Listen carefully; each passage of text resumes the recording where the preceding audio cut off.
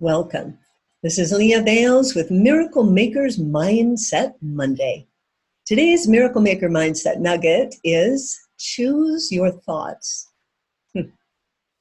My clients will often say, well, I don't know where my thoughts come from. I don't really choose them. They're just there. And sometimes they're just hanging on.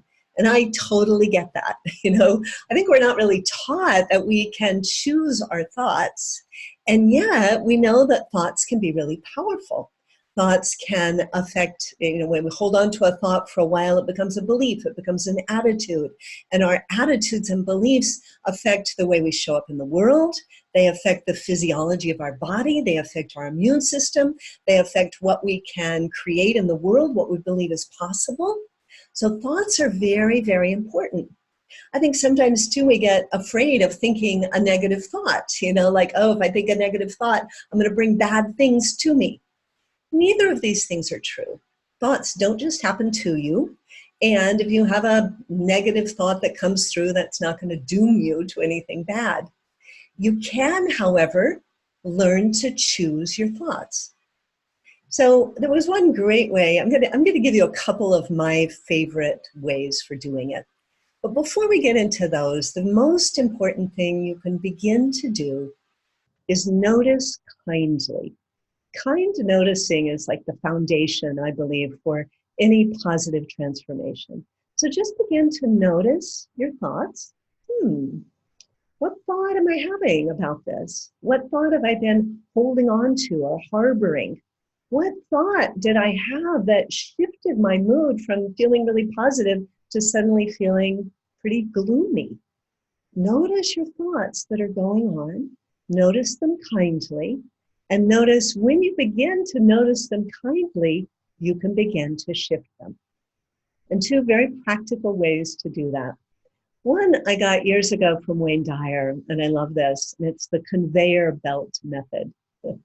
So imagine that thoughts are just coming through in front of you. You're standing in front of a conveyor belt like an old factory line. If you've ever been in a factory or you've seen a movie, makes me think of Charlie Chaplin, that kind of crazy movie. But so in front of you is a conveyor belt and things are moving by and, oh, there's a thought, there's a thought. You get to choose which ones you pick up and hold on to. So if a thought comes by, maybe that thought is, oh no, I'm going to have a terrible meeting this afternoon, and you pick that up and you hold on to it and you realize, ooh, that doesn't really help me prepare for the meeting. Ooh, that thought's really making me feel anxious. I'm going to set that thought down and I'm going to choose to pick up a different thought.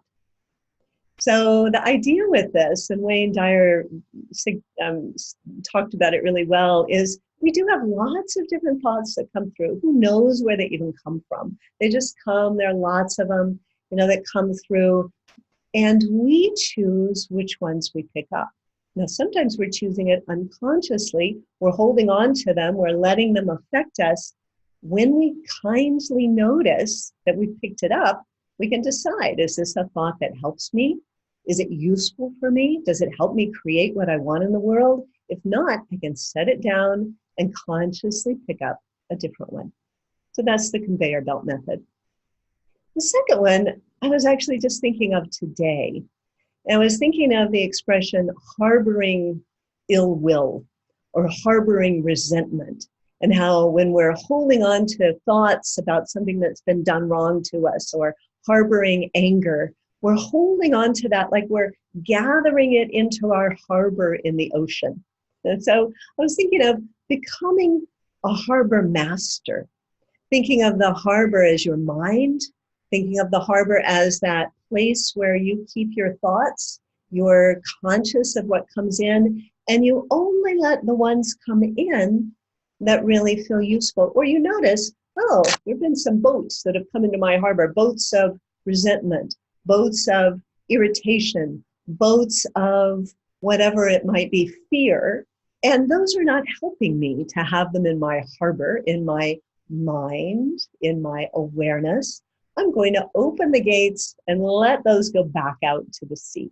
So lots of boats coming by, but again, you choose what you allow in, What you keep there, and you don't have to fight with it, you don't have to go do battle with those thoughts that aren't helpful. You can just invite them back out to the river, to the sea, to be taken away.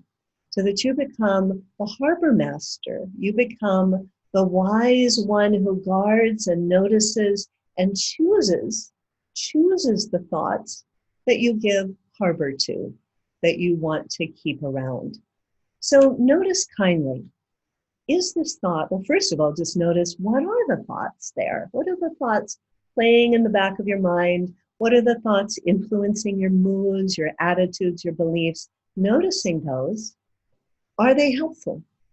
Do they help me create the life I want? If not, let them go and choose a different thought, a different way of thinking, different words in your mind, and use the ones that help bring you miracles, and not the ones that bring you misery, not the ones that keep you stuck, not the ones that keep you in a low level, the ones that energize you, bring you forward, allow you to create what you want in your life. Choose your thoughts wisely. Thanks so much. Oh, and I'd love to hear from you. What are the ways you think about your thoughts? What are the ways you use? Maybe you have a method you use for which thoughts you keep, which thoughts you don't keep, how you notice your thoughts, or what you notice this week as you become more conscious of choosing your thoughts. I'd love to hear from you. Leave a comment. Thanks so much. Bye.